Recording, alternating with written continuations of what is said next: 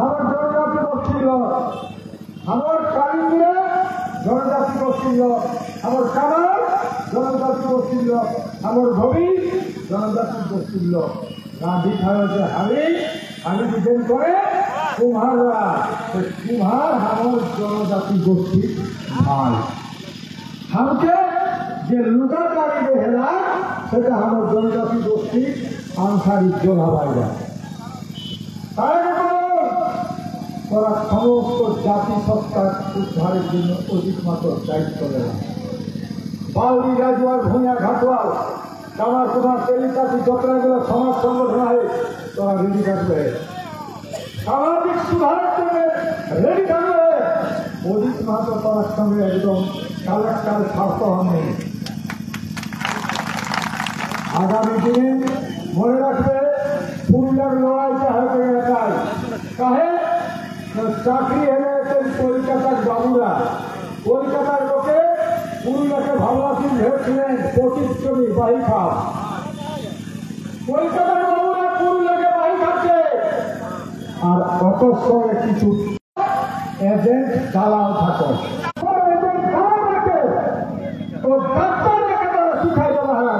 যারা কলকাতার লোকের সঙ্গে দালাল করে সাহায্য তারা হুঁশিয়ারি করে দেয়। তো বন্ধু, আর কিন্তু কলকাতা লোকের দালালি চলতে নেই। যেদিন আমাকে শুভেন্দু অধিকারীর কথা বলার তখন আমি করবে তোর জন্ম হয় নাই, যেদিন তুই জন্মিস নাই, তুই করিস নাই, তুই ছিলিস টিএমসির নেতা, তুই ছিলিস টিএমসির একজন মন্ত্রী, তুই বিজেপিতে জন্ম হয় না।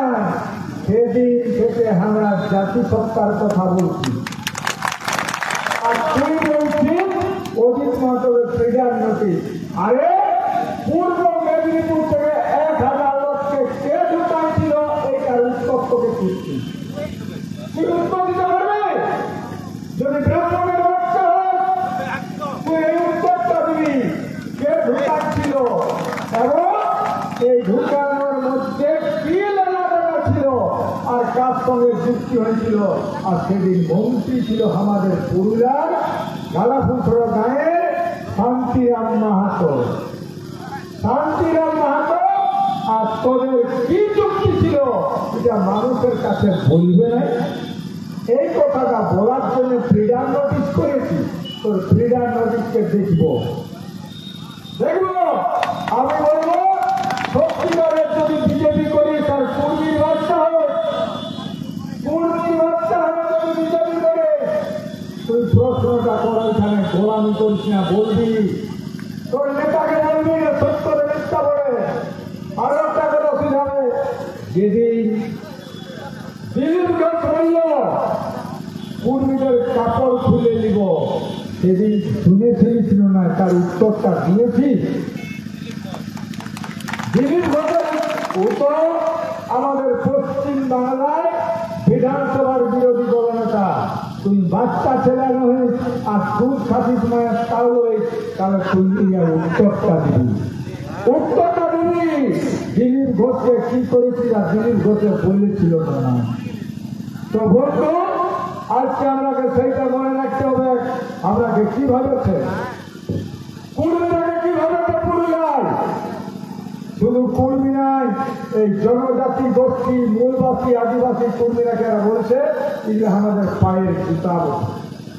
কলকাতার আজকে একটা শ্রেণীর মানুষ যারা বাবুবাদী, তার বাবুবাদী, তারা ভাবে ওদের জঙ্গল মহলের জনজাতি প্রান্তিক জনজাতি গোষ্ঠী এগুলো আমাদের পায়ের জুতা।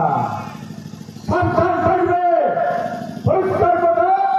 জঙ্গল মহলের মানুষ এখন জাগে গেছে, এখন জাগে গেছে। তোদের আর দালালিকে করবে না কেউ। এই জন্যে তোরা এখন কি করছিস সেটা বুঝেছি। আর একদিকে আজকে বলছে একটা নেতা, সেদিন বলেছিল পঞ্চায়েতের সময় কুর্মীদের ভোটে আমরা জিতি নাই, কুর্মীরা ভোট দেয় না। সেটা টিএমসিকেও বলবো আর বিজেপিকেও বলবো, এর বাধা কুর্মীর লোককে যদি জন্মেছিস পরিষ্কার কথা তার উত্তরকে দিতে হবে।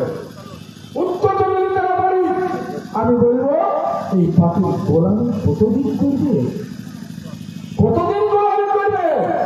আমি অনেকদিন আগে বলেছি রাজনীতি করো, কারো গোলামি করিস না। এই মাটিতে জন্মেছিস, এই মাটির আবার তুল।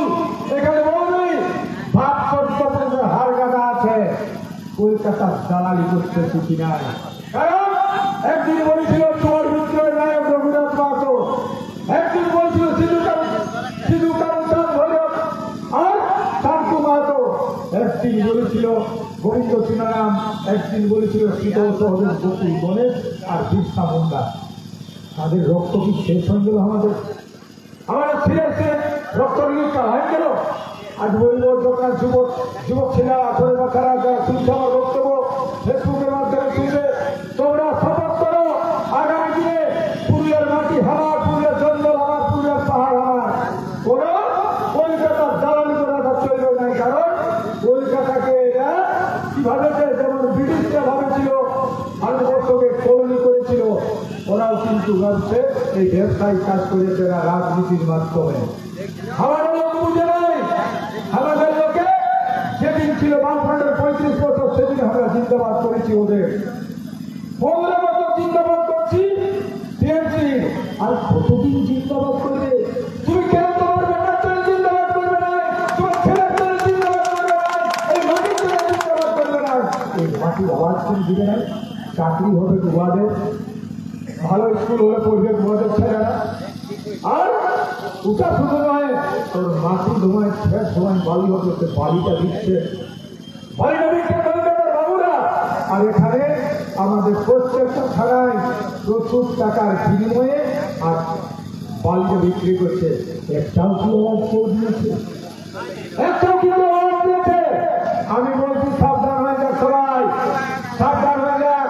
অজিত মাহাতো জিতছে, আর অজিত মাহাতো জিতে গেলে কিন্তু মনে রাখতে হয়ে যায়, অজিত মাহাতো জিতে গেলে বদলা হয়ে যাবে। অজিত মাহাতো একমাত্র বদলা দিতে চলেছে। কারণ সেদিন চাকরির জন্য অজিত মাহাতোই জেল খাটেছে, বহিরাগতরা চাকরি করতে আসে।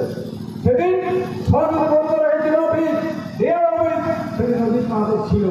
আর পরিষ্কার কথা বলছি, আরে ভাই তোরা কি একটু সং দিবে না, পেছনটা তুই দিবে না?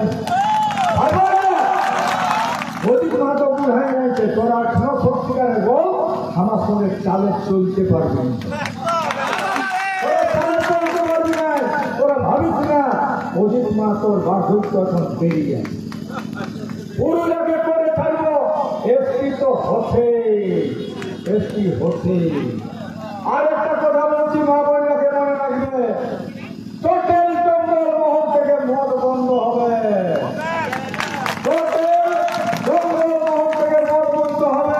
আর বহিরাগতদের দাদাগিরি আর চলবে না, বহিরাগতদের দাদাগিরি চলবে না। ডিএলআর অফিস থেকে আজকে পাহাড়ের পাথর কাটা বন্ধ করবে অজিত মাহাতো, পরিষ্কার কথা। নদীর বাড়িতে বন্ধ হবে কে? আর বহিরাগত চাকরিটাও বন্ধ হবে, হবে না? তাহলে অজিত মাহাতোর কোনো দরকার নেই। যদি বুঝতে হয় অজিত মাহাতো সবার আগে মরবে, ইয়ার পরে তারপরে অন্য কারো কিছু হবে। অজিত মাহাতো লড়াই করতে গিয়েছিলেন। তো বন্ধু, সবার কাছে আবেদন, মিটিং কিন্তু আমাদের পারমিশন আছে কলিং তক্ষ। এখন মোটর সাইকেল কত আছে? মোটর সাইকেল আছে না? 10 মিনিটের সময় কলিং তক্ষ যাওয়া যাক। কারণ হয়তো বলতে কলিং অজিত মাহাতো আগে অনেক কাঁদবে দেখা যায়। তো কলিং যাবো না? কলিং যাবো না? পরিষ্কার কথা বলছি, আমার ছাপ আছে, দোল ছাপ, ভারতী ছাপ।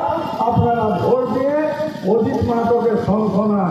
আমার জিত মানে মনে রাখবেন, যদি টিএমসি জিতে তাহলে টিডিপি, আর যদি হাত ছাপ জিতে তাহলে রাহুল গান্ধী, আর যদি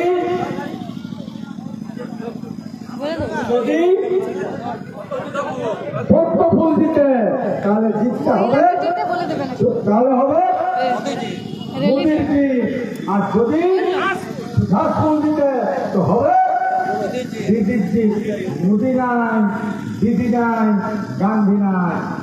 অজিত মাহাতো জিতলে গোটা জঙ্গল মহলের মাটিটা হাসবে, গাছপালা আসবে, এখানে মাটি কুর্মির শীত, হিটমিটানের শীত, কুর্মির শীত, হিটমিটানের শীত, তার দিন কুর্মির শীত, হিটমিটানের শীত, তার দিন কুর্মির শীত, হিটমিটানের শীত। আপনারা প্রস্তুত থাকুন, সবাই গাড়ি ধরুন আর যাওয়া যাক। কোন যাবো না, কেউ পেছাবে নাই, কেউ পেছাবে নাই। আগামী 20 তারিখে মা বোনদেরকে মসজিদ করতে গায়ে গাড়ি হবে না। আমরা কিন্তু যেদিন নমিনেশন নিয়েছি সেই দিনে জিতেছি। নমিনেশনে জিতেছি না, নমিনেশনে জিতেছি। তারা কারার পিঠে আর কারা চালালে আর তাদেরকে ঘৃণা করে। আমরা ওর যে তোরাকে দিব সেটা খাবে, আর কারাই চাপতে তোদের ঘৃণা লাগে, কারা বানালে ঘৃণা লাগে। তো কারার পিঠে চাপেছি, আজও তারাকে নিয়ে এসেছি। তো বন্ধু, পরিষ্কার কথা, সেদিন আমরা জিতেছি নমিনেশনে। হ্যাঁ, আর 20 তারিখে 50,000 বিটি ছেড়ে যাবে। কত গো? 50,000 মহিলা যাবে। সেদিন এই শিক্ষা হবে না। আপনারা রেডি রাখুন। আগামী 20 তারিখ 11টার সময় পুরুলিয়া সবাই ঘরে ঘরে একটা খরচা করুন। আপনারা পরিষ্কার করা ধার করুন, হাওলা করুন। আপনারা এইটাকে মনে রাখবেন, অভিজ্ঞতা দিতে হয়। পরিষ্কার কোথায় কুর্মীদের দিতে হবে, ভিত্তিকামদের দিতে হবে না। আপনারা রেডি থাকুন। আমি বক্তব্য শেষ করছি। সবাইকে